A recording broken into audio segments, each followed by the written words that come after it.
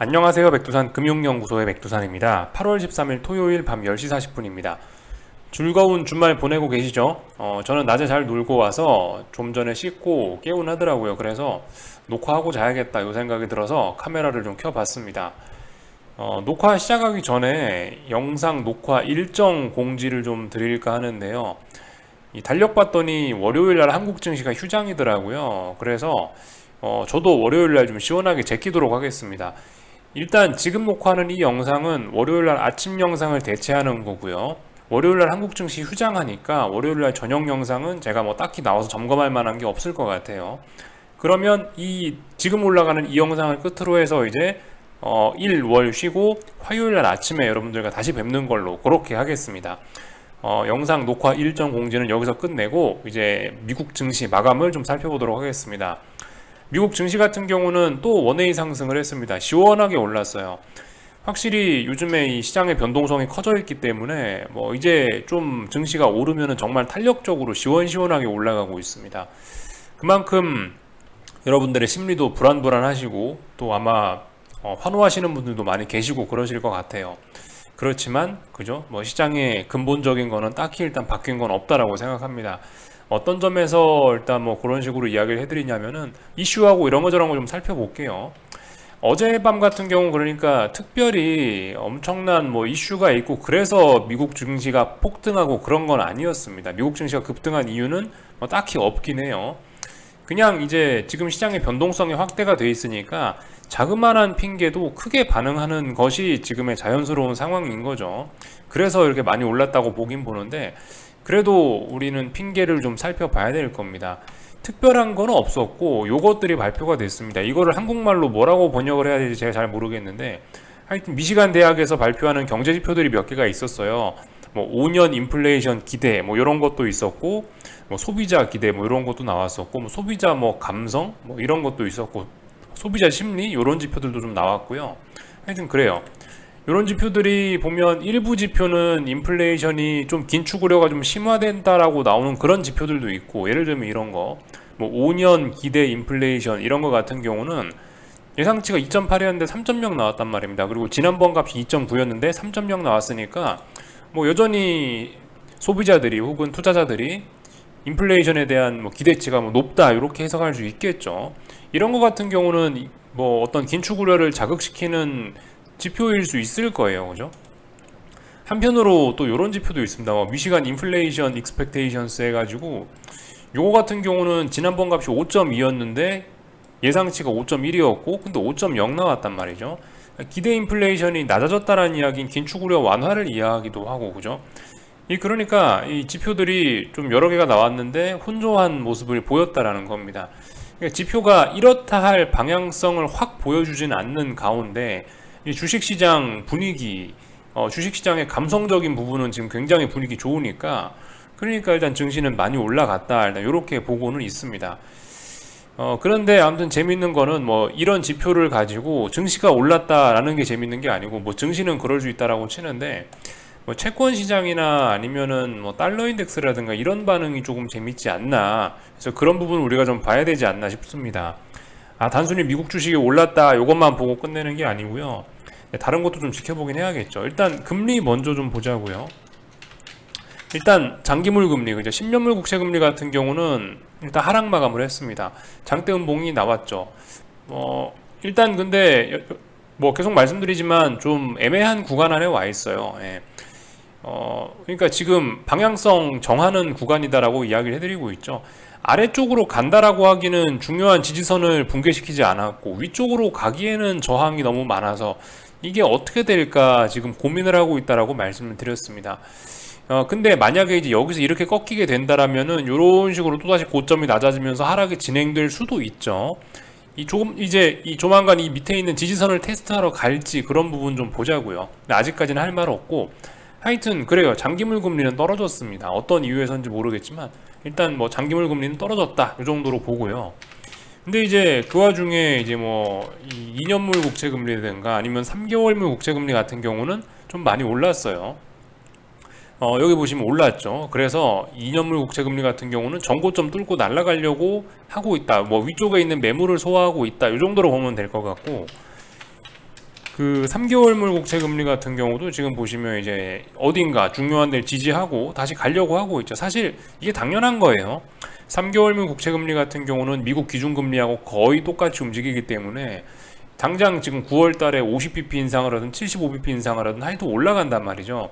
그러니까 조만간 9월 달 한 달 사이에 3.0까지는 터치해야 됩니다. 이거 그죠? 아무튼 그런 상황에서 일단 단기물 금리가 올랐다라는 거. 이제 이거를 보면서 이제 우리가 생각해봐야 되는 건 장단기 금리 차가 어젯밤에 축소가 됐구나라는 거 일단 딱 생각을 해봐야 되고요. 그리고 이 단기물 금리가 이렇게 오르고 있다라는 거 같은 경우는 긴축 우려라고 해석을 할 수 있는 부분이 분명히 있겠죠.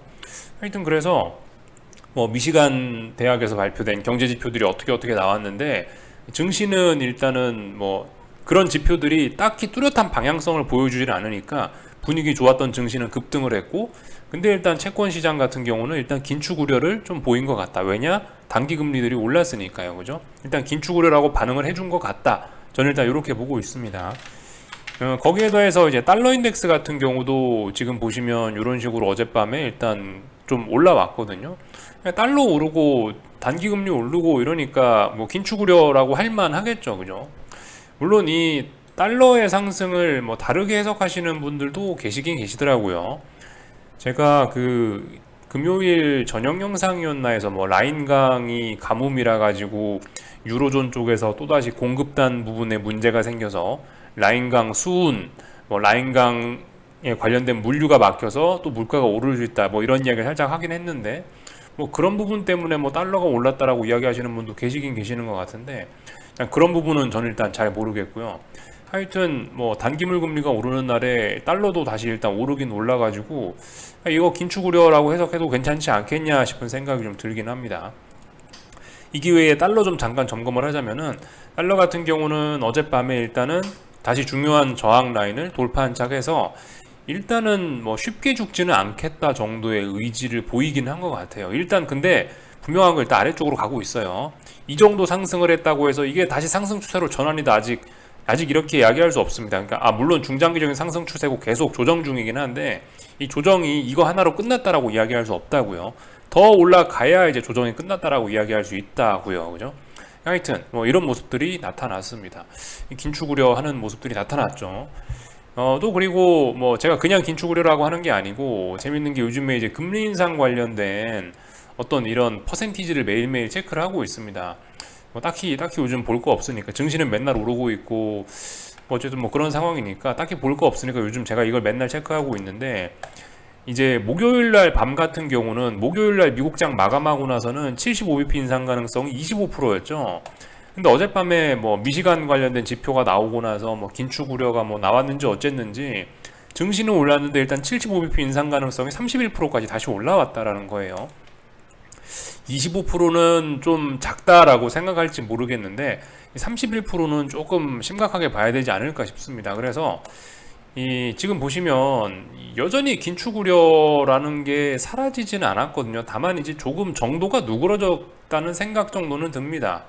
뭐 예전에는 뭐 반반이었잖아요. 그러니까 지난주인가 뭐 거의 반반이었잖아요. 75bp 반, 50bp 반, 가능성이 반반이었는데, 물론 이제 50bp 인상 가능성이 조금 더 높아지면서 긴축 우려가 뭐 조금 누그러들었을지 모르겠지만, 근데 아무튼 여전히 75bp 인상 가능성도 현실적으로 와 있는 거란 말입니다. 그러니까 75bp 인상 가능성이 뭐 10% 5%가 아니고 30%에 육박한다는 것은 아예 가능성이 없는 건 아니라는 거죠. 이 75bp도 현실적이라는 거죠. 그래서 예를 들어서 뭐 여기서 뭐 앞으로 뭐 국제유가가 뭐 조금 꿈틀한다거나, 아니면 뭐 여기서 뭐 라인강의 뭐 어떤 뭐 운하, 뭐 아니 라인강의 물류 이런 거에 뭐 조금 차질이 생긴다거나, 하여튼 뭐 아니면 뭐 어떤 뭐 자그마한 이슈, 아니면 자그마한 경제 지표 하나가 삐끗한다, 그러면 저거 다시 75bp 기준금리 인상 가능성이 확 올라가면서 다시 긴축 우려 이렇게 나올 수도 있긴 하거든요. 우리가 그런 점들 좀 생각을 해보긴 해야 될 것 같아요. 그래서 약간 동상이몽이다. 이 주식시장 같은 경우는 일단 분위기 좋으니까 신나게 올랐는데, 이 주식시장을 제외한 뭐 채권이나 금리나 뭐 아니면은 이 시장의 금리 인상 전망 같은 경우는 긴축 우려를 좀 하고 있다, 이런 거를 일단은 좀 볼 수가 있겠어요. 사실 제가 했던 이런 이야기가 여기 기사에 좀 잘 정리가 돼 있는 것 같은데 요거 나중에 한번 읽어보시면 좋으실 것 같아요. 뉴욕 증시 물가 상승 압력 완화에 랠리 나스닥 2.09% 상승 마감이라 되어 있죠. 요 기사에 있는 내용들을 뭐 저만의 방법으로 뭐 좀 풀어본 거예요. 어쩌고 저쩌고 해서 뭐 미시간 소비자 태도 지수 뭐 이런 것들 뭐 나왔다고 하고 있죠. 근데 사실 여기서 이제 제가 보고 싶은 이야기는 사실 요거예요. 제가 여러분들께 드리고 싶은 이야기는 제가 이제 한 번씩 선반영 이런 이야기 하잖아요. 그러니까 6월 중순에 시장 폭락하고 7월 중순에 다시 한번 미국 증시가 저점 확인하고 지금까지 랠리가 나오고 있지 않냐. 이때 당시는 너무 우려가 심했다라고 말씀드리면서 이때는 모든 우려와 걱정이 선반영됐을 수 있다 이런 이야기 했고, 지금 같은 경우 이제 증시가 너무 탄력적으로 올라오면서 모든 호재들이 선반영됐을 수도 있지 않겠냐, 그런 이야기 할 만한 자리라고 이야기를 해드리고 있는데요. 그런 이야기가 이제 기사에서도 좀 나오고 있긴 합니다. 뉴욕 증시 전문가들은 인플레이션 완화 기대가 시장에 과도하게 반영될 수 있다고 경계했다라고 이런 이야기 나와 있죠. 또 그리고 뭐 금리 선물 시장에서 9월 50bp 인상 가능성이 65% 정도라는 것은 지나치게 나쁜 소식이 나오지 않더라도 얼마든지 이게 75bp 인상할 수 있는 여지가 있다라는 것을 의미한다라고 이렇게 써 있죠. 그래서 뭐 이런 점들을 우리가 좀 살펴봤습니다. 그래서 일단 주식시장은 상승 마감했다. 그러니까 여기다 대고 우리가 하락 베팅하거나 그러는 건 일단 위험할 수 있습니다. 그죠? 뭐 매도세가 확인이 돼야 뭘 숏 포지션을 잡든가 할 거 아니에요. 아직까지는 강한데 여기다 대고 당장 뭘 할 수는 없고요. 말씀드렸다시피 지금 좀 부담스러운 자리이면 틀림없습니다. 이 시장이 뭐 매일매일 막 급등을 하고 있으니 이거를 상방으로 추격하기도 지금 와서 뭐 하고, 그러니까 지금 같은 경우는 그냥 가만히 있어야죠. 그냥 뭐 지금 같은 경우 그냥 일단 가만히 있는 거고, 뭐가 좀 확인이 되고 나서 움직이는 게 맞지 않겠냐 싶긴 합니다. 이제 이 정도 이야기를 좀 드려봤고요. 이 지금 계속 급등을 하고 있는 게 맞긴 맞습니다.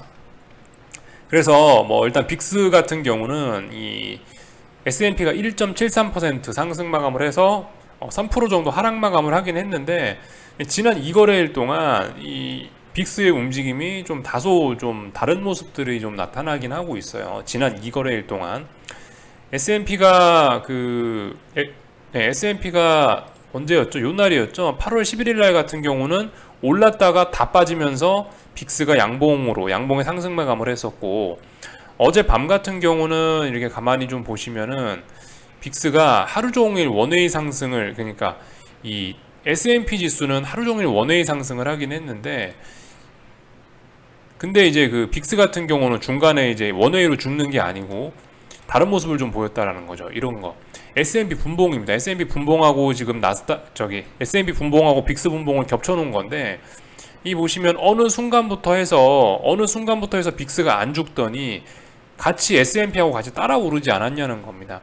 물론 이게 이제 좀 약한 신호일 수 있어요. 약한 신호일 수 있는데, 아무튼 이런 모습이 한 2거래일 연속으로 조금씩 보이곤 있다라는 겁니다. S&P 같은 게, 그러니까 S&P가 뭐 비교적 괜찮은 모습 보이는데도 빅스가 상승 마감을 하고, S&P가 신나게 원웨이 상승하고 있는데도 빅스가 따라서 막 같이 오르고 있고, 이런 모습들은 분명히 이거는 지금 움직임이 좀 과하다, 뭐 이런 거를 의미하는 것일 수 있습니다. 이런 모습들이 가끔 나타나긴 해요. 그래서 가끔 나타나는 거긴 한데, 이런 게 나타나면은 뭐 곧 얼마 안 가서 좀 시장이 좀 박살나긴 하는 경향이 있는데, 근데 아무튼 뭐 무조건 저런다고 시장이 박살나라는 법은 없습니다. 다만 이제 지금 빅스가 저렇게 버티는 것은 이 정도 의미가 있는 거예요. 지금 시장이 오버슈팅 혹은 힘을 많이 쓰고 있다, 상승 에너지를 많이 쓰고 있다, 이 정도 의미가 있는 겁니다. 그래서 지금 이 급등에 따른 피로감을 잘 소화하면은 대세 상승으로 연결될 수도 있겠죠. 그렇지만 잘 소화하지 못하면은 여기서 상승 에너지 소진으로 다시 시장 방향이 처참하게 꺾여버릴 수도 있다라는 거. 그래서 지금 빅스가 좀 버벅버벅거리면서 좀 잘 안 죽는 거, 시장이 탄력적으로 오르는 거에 비해서 잘 안 죽는다라는 것은 어쨌든 심상치는 않다라는 거긴 합니다. 그렇다고 저기다 대고 바로 숏패팅을 할 수는 없다고요. 그죠? 이 정도 이야기 드리면 될 것 같고, UVXY 보면 좀 그런 게 명확하게 보여요. UVXY 보면은 그죠? 이런 식으로 좀 움직임이 좀 명확하게 보인다라는 거. 어느 순간부터 S&P가 아무리 올라도 빅스가 따라 오르기 시작했다라는 거 볼 수가 있겠습니다. 하여튼 이 슈팅이긴 슈팅인데 슈팅이 진행되고 있긴 한데 더 오를 수도 있다는 거, 이런 점도 생각을 해봐야 되겠죠.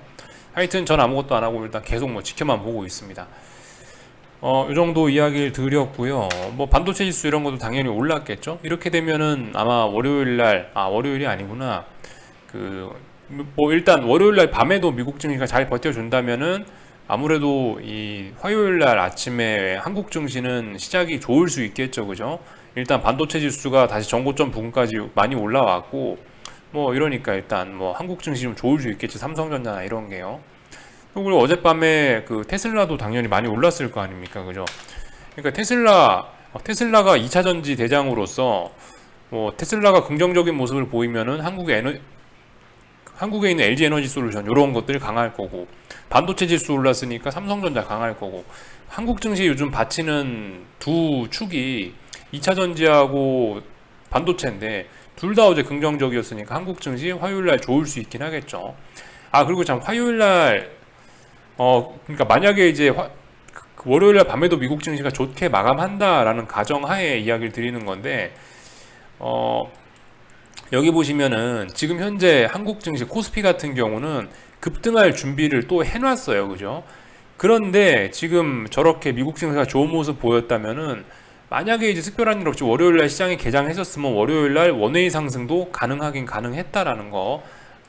근데 봐야 되겠죠. 근데 월요일날 밤에 미국 증시가 또 어떻게 되는지를 또 봐야 되겠죠. 하여튼 근데 만약 이대로 월요일날 개장을 했었더라면 한국 증시는 환호할 수도 있었다라는 겁니다. 왜냐, 위에 저항도 없고요.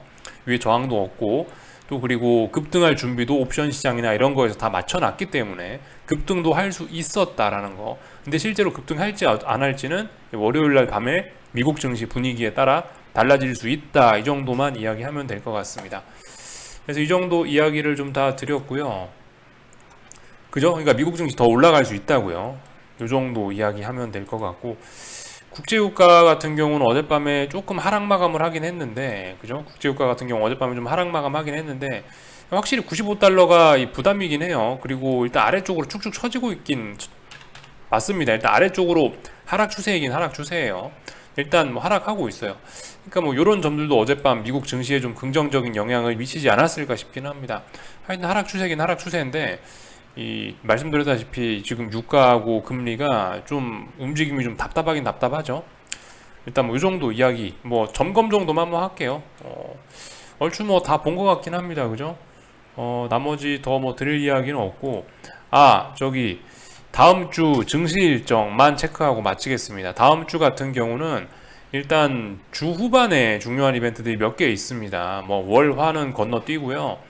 수요일날 밤에 뭐가 있냐면은, 수요일날 밤에 그 미국 소매 판매 지표가 나오고 있고요, 이렇게. 그리고 FOMC 의사록 공개가 있는 것 같던데, 여기 있죠? FOMC 의사록 공개가 있습니다. 이 소매 판매보다 FOMC 의사록 공개가 조금 더 시장에 큰 영향을 미칠 수 있습니다. FOMC 회의에서 연준 위원들이 뭐라고 했는지 그거 공개되면은 또 시장이 또 발작을 할 수도 있고, 뭐 좋은 좋은 반응을 보일 수도 있고 그럴 거예요. 수요일 날 밤입니다. 이거 잘 보셔야 되고요. 목요일 날 같은 경우도 중요한 중요한 지표 발표가 하나 있습니다. 제조업 지표가 하나 필라델피아 페드 매뉴팩처링 인덱스라고 해서 제조업 지표가 하나 나올 예정이니까, 경기 침체 우려가 있는 상황이니까 저런 지표들 둔화되는지 좀 잘 보셔야 될 것 같고요. 뭐 FOMC 멤버 누가 하여튼 또 그 립 서비스를 할 예정이긴 한데, 하여튼 뭐 이런 점들도 주목하시면 되겠죠. 수목 중요한 이벤트들이 있다 정도만 알고 넘어가시면 될 것 같습니다. 그래서 일단 여기까지 하겠습니다. 궁금한 거는 리플 남겨주시고요. 연휴 잘들 보내시고 화요일 날 뵙도록 하겠습니다. 여기서 마치겠습니다.